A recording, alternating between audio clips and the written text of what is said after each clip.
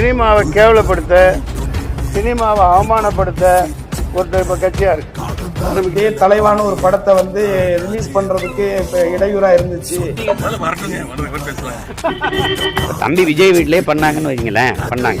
நாட்டில் இன்னைக்கு நிலைமையில எந்த கட்சியும் தனியாக இங்கே ஆட்சி அமைக்க முடியாது. கொடநாடுக்கு அம்மா சந்திக்கிறதுக்கு போனார். அவர் அங்கே உள்ள கூட அவங்க வந்து அவரை சந்திக்க கூட இல்லை. சரி, இப்போ என் தம்பி எல்லாத்தையும் விட்டுட்டு விஜய் திமுகவில் சேர்ன்றாரு, சேர்த்துக்குவீங்களா?